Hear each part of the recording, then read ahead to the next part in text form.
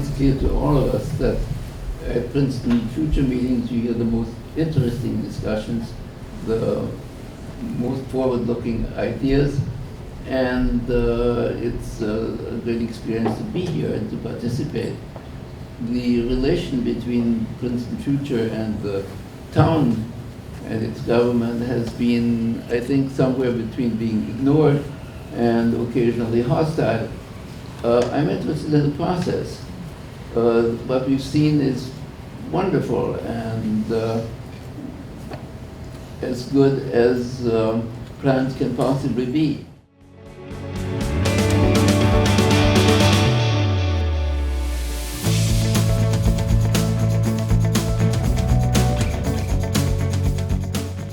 As a result of maybe 2,000 to 3,000 hours of volunteer time.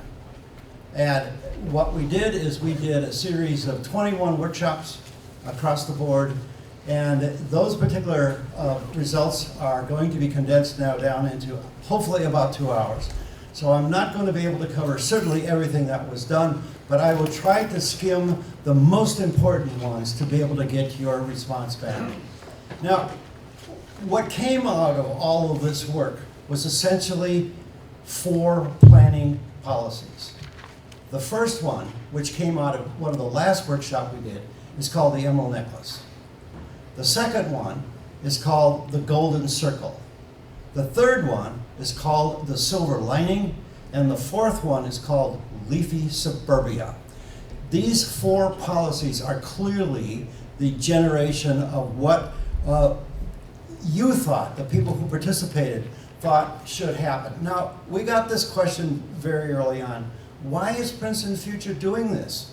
I mean, why are you doing this when the town is spending $250,000, $300,000, not clear at this point, doing a master plan? Well, Princeton Future's been around for a while, and it's really because I think the people who are involved with this and the people who participated, the hundreds and hundreds of people who participated, really love and care about the town. And we really believe in ongoing public interaction. I mean, this town is just wonderful in terms of its interaction, and what we call it is participatory democracy. It's not a dictatorship. This is participatory democracy. So what you're going to see is not our recommendation. What it is, it's a synthesis of all of your recommendations. The third one is we believe that we were complementing the work of the Princeton Planning Board and the new master plan. I wish I could say that was true, but unfortunately the legal people, as I understand, did not allow anyone from the Princeton Planning Board or the executive committee to interact with us at all. So these have been 2 completely separate courses, of which we are obviously quite sad, but that's the way it is. The other thing that's really important is we believe in, and you believe, that this holistic notion of you got to tie mobility, land use, open space, housing affordability, all can be developed through this conversation. And you're going to see it. It's just quite remarkable what has happened. Every one of the workshops that was done had some component of affordability in it, had some component of mobility, whether that's pedestrian, bike, or you'll see some of the other ones. And of course, I firmly believe that planning must be more than policy. Now, I taught planning now for both at Harvard, Rutgers, and God knows how many other universities for 56 years, or 54 years. And I really believe it has to be 3-dimensional. And the problem with most zoning and what have you is that it's words. It's words. And I think words need to be translated into actual vision. And one of the things that became very important that you'll see as the basis, and one of the very first workshops of the last that were done, is this notion of land that is susceptible to change. And not, again, not our recommendation. These were a group of people, and I will show that. And what we think is important, that if you find out that people tell you what's susceptible to change, and then you take the time to listen to what they think should happen on those particular pieces of land, and then you take the time to try to translate their visions into some preliminary sketch, you got some idea of what it is that the people actually want, as opposed to words like, we want Princeton to be a nice town, or whatever that goes on. Now, I am going to focus on a bit of planning which has been universally, I think, at this point accepted worldwide. And what it is, it's came out of the Congress for Urbanism, which I think there are probably several members of Congress for Urbanism who are here today. They believe in what we call the transect, which means that you divide land into essentially 7 zones or 7 pieces. And they go from T1, which is the emerald necklace, that is, you never build on this land. T2, you reserve it. T3, which is the majority of town, which is suburbia. And then it moves further up the line as things become more dense as you get closer to the center, which is T6. And then you have the special district, which are the universities. All of these would completely apply to Princeton and could all be done with GIS systems with no problem. And I hope that's what Clark Hayton and Kids is actually going to be doing. Now, we wanted your opinion. That was really the key factor. And it's a factor in all of the work essentially that I have ever done. Now, one of the things that I have shown people forever and ever and ever is this simple diagram. And it is a diagram that says things are formed, they grow, they optimize, they deteriorate, they redevelop, they grow, they optimize. And they optimize based on technology, they based on social structure, they based on media, they based on financing, what have you. But it's never obviously that simple. When we actually plot this across, I can't tell you, 400 or 500 cities that we have done, it's never nice and clean. It's always lopsided.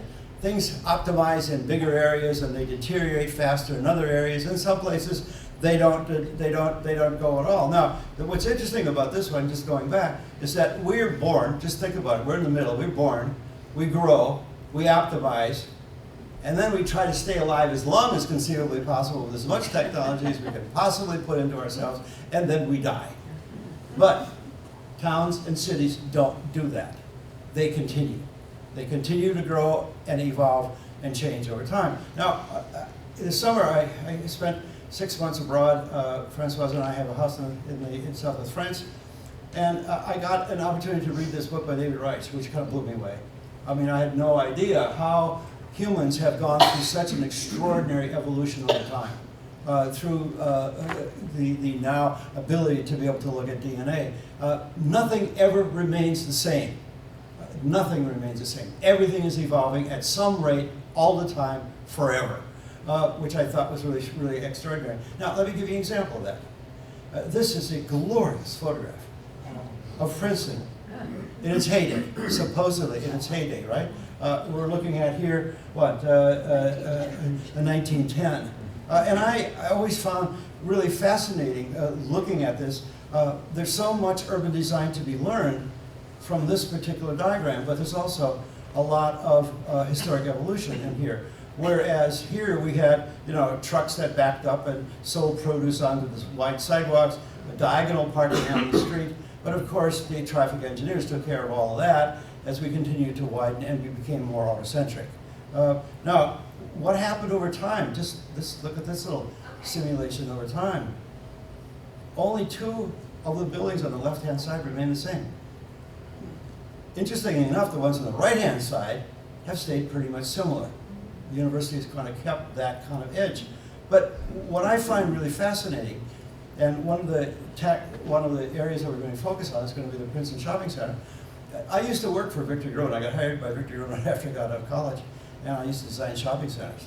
And I could design a shopping center in 20 minutes. It's just a piece of cake, right? But an early Type 1 shopping center was the Princeton Shopping Center, with the kind of courtyard thing in the middle. It was constructed in 1954 as a regional shopping center that had a Bamberger's and 2 supermarkets. And we know everything, as I said, changes, and certainly this one has changed, and is continuing to change at a rapid rate right now, given the fact that there is, and also here, this urban evolution over time is interesting. Look at Palmer Square, 1939, 1942, finished. And then, there's some really unfortunate things that still hang out. This is the Paul Robeson place. But look at the plaza in front. This was a parking lot. This was a parking lot. And this was a building that torn down. It's in my backyard, and it's going to become this. Things are constantly changing, as is our beloved Witherspoon Street, which got transferred to this now that it's finished. I did an early visioning process with Witherspoon Jackson, maybe 2 or 3 years ago. And one of the most negative images in the place was Paul Robeson Place, was Paul Robeson House. And look what's happening to that. So it is inevitable that things are going to continue to improve and change. Now, as I said earlier, we did 21 public sessions. And again, I can only focus on the last 6. But Sheldon Sturgis and his group have just been extraordinary in terms of getting public input on it. So let's focus on the last 6. Now, this one, which I found was fascinating, is almost the last one we did. And that last one is a whole group of people from town got up here in this room and said, this is the area that we want to see preserved. We want to see these areas of green space preserved now and forever with no development on them in the conceivable future. And we can argue that certainly should be policy number 1. The policy number 1 clearly says preserve the existing fields and forests, no development needed now or ever. Now, what that does, it says here is the application of what we call the T1 and T2 land use transects. That just with a simple GIS system, which I'm sure Clark Hayton and Clintz have, they could identify every one of these areas and simply stamp it out as a T1, T2. T1 is never to be built on, and the other one, if you want some slippage in it, it's areas to be reserved only until everything else is built out, and then maybe we'll think about that. But what is really graphically fantastic about it is that this necklace, it does actually form a necklace around the town. And it seems to me that by forming this kind of green necklace or green belt, however you want to say, around the town, it provides not only a sense of enclosure for the town, but also provides the ability to move out from the town into the green space, and then, of course, connecting those green spaces together would obviously be one of the things we want to think seriously about. Now, the second policy is, you can see the big green area here, that also contains the necklace, but just looking at it, it becomes policy number 2 that people have told us, and that is maintain and enhance the suburban areas of the town. There's very little needs to be done out there other than perhaps tweaking of the existing zoning in some form or another, but to allow that people have told us over and over and over again, if you've got a big lot and you've got a 40 by 40 piece of land in your backyard, you should be allowed to build an accessory dwelling unit for your kids or your grandparents or your father or your mother who wants to live with you or on that lot. That should be able to be possible. But that is a little more intense and should be zoned, obviously, what we call the T3 and T4 areas, which is planning policy number 2. It maintain the existing suburban areas of the town. Now, what's interesting about it is that policy 3 actually came out of the first set of the 6 meetings, the first 2. And I would probably think that this was probably, in addition to the green space around town, this one probably became the most important because it became the fundamental basis by which everything else that was recommended was essentially based. And it said, determine land, lots, and buildings that are susceptible to change between 1 and 15 years from now. Now, we didn't do that. We did it with a wonderful set of people who participated, and we called this, those areas in Princeton most susceptible to change are not something to be frightened of, but they're areas of opportunity because the town has some other issues which I'll get to. We focused only on 7 areas, just 7 areas of town, and here's just 2 photographs. And I think Lance, the videographer, has the meetings, a complete video of those meetings. It was an intense set of meetings where people went from table to table to table, telling us where they thought the lands in these this small area, which you can see coming up, that small area, was susceptible to change. Now, that's what those areas kind of look like. That's the hole in the donut, if you will. Now, what's interesting about it is that's only 17% of the town. That's 17% of the town, and of that 17%, probably maybe 5% of that area is actually the areas which are considered to be susceptible to change. Now, what's always very interesting about that is that you've got the 7 focus areas which were decided on, and that took some time to think about doing that in terms of where people seem to be moving with certain areas, where there seemed to be interest, where there seemed to be focusing on potential development. And so what we did with this one is said, okay, let's just, and each of these was a separate map. These were all laid on tables, 7 different tables, and people went around from table to table until we had all of it done. And then we spent 3 weeks synthesizing all that data into one series of 7 maps. Now, what were those criteria we said to people? What are areas susceptible to change? And this is just a guide. You tell us, but here's the guide. 1, any surface parking lot.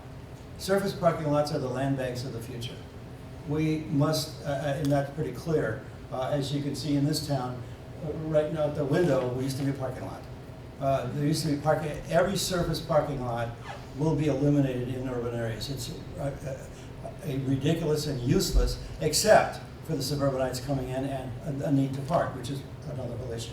The second was 1-story buildings. 1-story buildings. The third one was high land improvement ratio. That one may be a little difficult. What it means is the land is more valuable than the buildings that are on it by a huge factor in some cases. The land here is just extraordinarily valuable in certain areas. Underutilization, lack of maintenance, and that is fairly clear in certain areas of the town. Absentee landlords, availability or potential adjacent to parking, currently not at the allowable height, potential for public-private joint ventures, owner agreement, desire, areas of infrastructure more than 50 years old, which is an area of rehabilitation, and then within 5 to 10 minute walk of a focus of activity or transit stop, which means we're really trying to focus the development into specific areas. But we had no idea what we would actually find until the workshops were done. Now here's what people had 4 colors on these maps. The first one is green. Color it green on the map if you don't think any change should happen whatsoever. Color it yellow if you think maybe a little painting or what have you. Interestingly enough, no one used the green or the yellow. It was just left. What they focused on, and the only 2 colors that they actually used, were moderate susceptibility to change and high susceptibility to change. So what you're going to see in the following maps, the 7 maps that were synthesized, is those, essentially only those 2 colors, because everything else is going to remain as is. So here's a typical example of just one of those 7 maps. Now, and we asked people in the first workshop to just suggest to us where those areas of susceptibility would occur. Now, you can see North Harrison is at the bottom, and the Choir College is up on the top. But notice what they did at the Choir College is that they left the front of it as moderate susceptibility to change, but the back part, which is all the parking lots and what have you, is highly susceptible to change.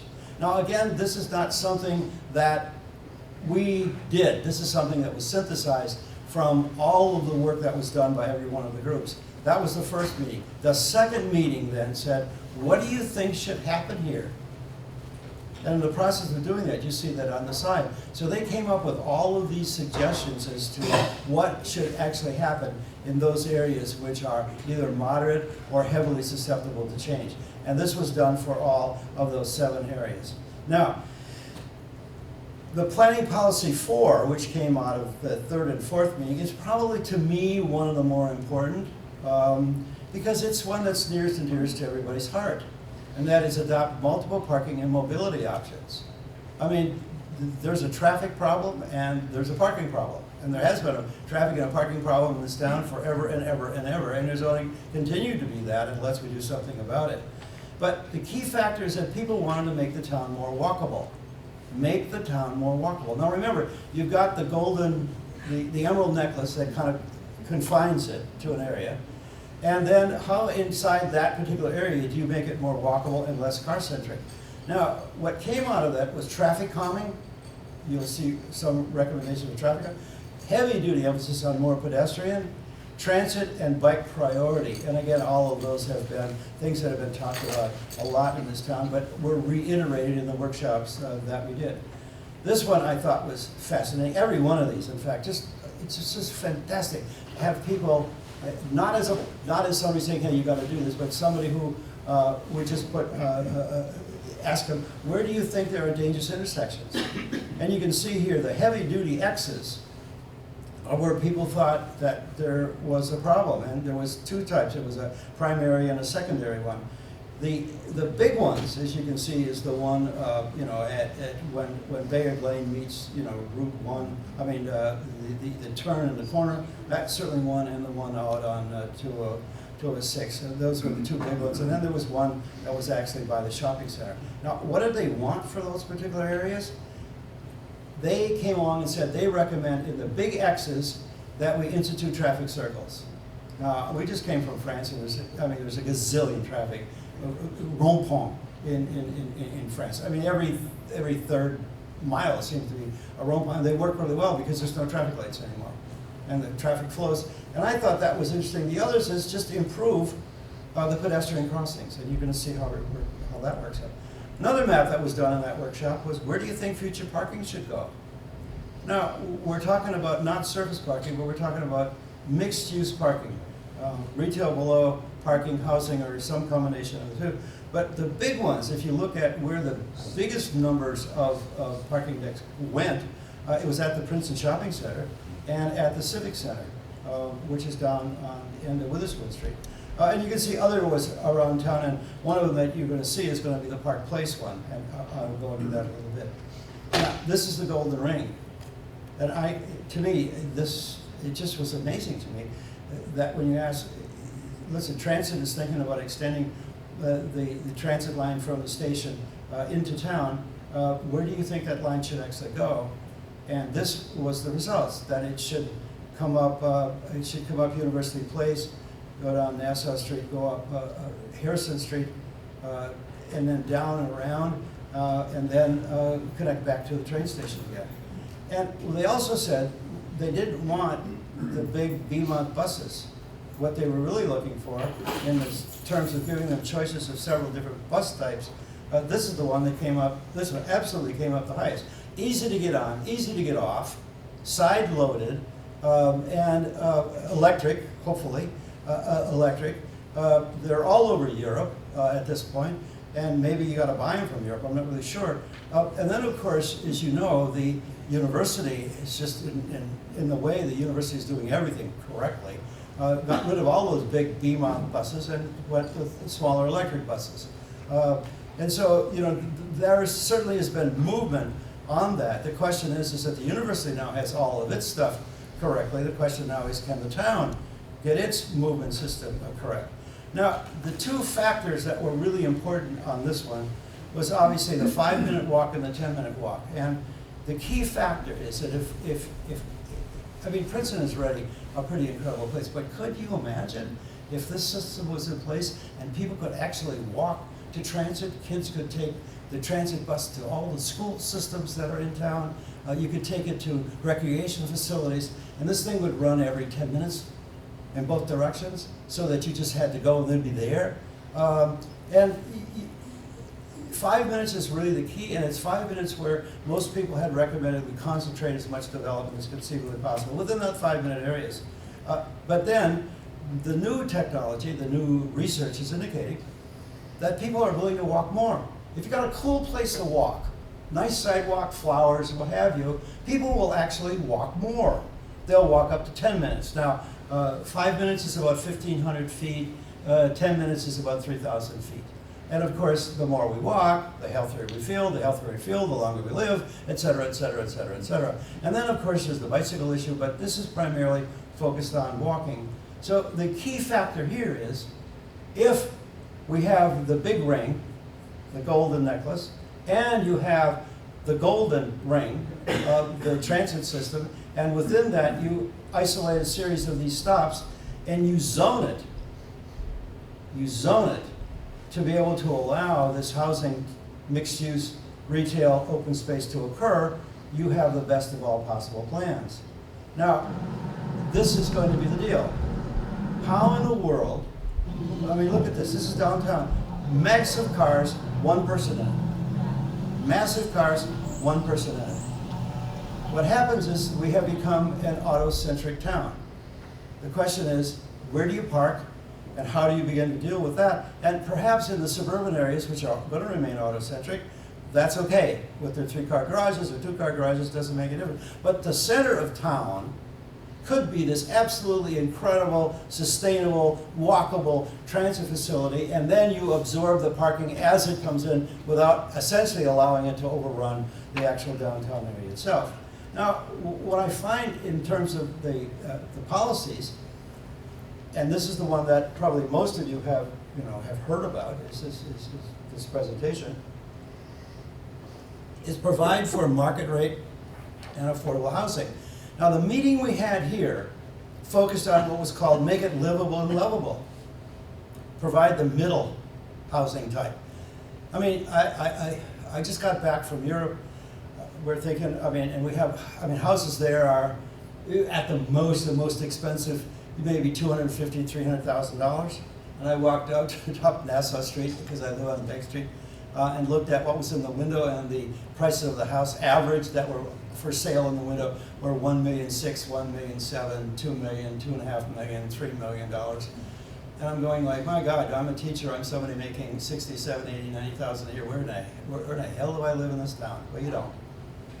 So the question is, if you could make it livable and lovable, which, by the way, most people thought you could do that, and you focus on transit, but the other question is you prioritize downtown.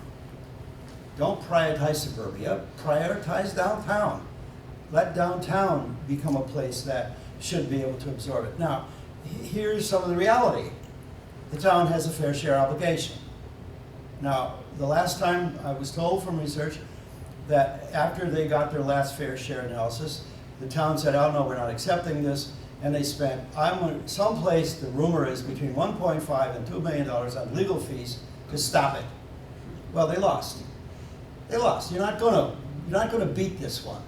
You have to learn to provide it. So Princeton had a need at that point of 933 units, of which already, and much to the credit of the town, 753, as when I left 523, were actually being built. And and it's some really interesting things that are being done. But the current need is still that 180 units that need to be provided someplace. And then, here is the big question. What will be in 2025? We get another number. Town gets another number. We estimated low at 500. If we got a number of 500, how could we accommodate that? Could we accommodate that? It may be, I suspect it's going to be higher, but let's just say it's 500. So what we need is 680 units someplace. And you can see the beginnings of the idea is to focus it as much as we can into that 17% of the town. Now, the law says Princeton must have zoning in place that creates a realistic opportunity for the assigned units to be built. But you have to build them. You have to have the zoning in place to have the realistic opportunity for them to be built. Now, certainly there is some zoning out there for certain areas right now, but the question is that appropriate? And the other question is, you must have enough multifamily housing to be able to subsidize the market rate at roughly about 20%, although, thank goodness, let's say the Franklin Avenue one is actually going to go 50-50, which means that it's somewhat lower.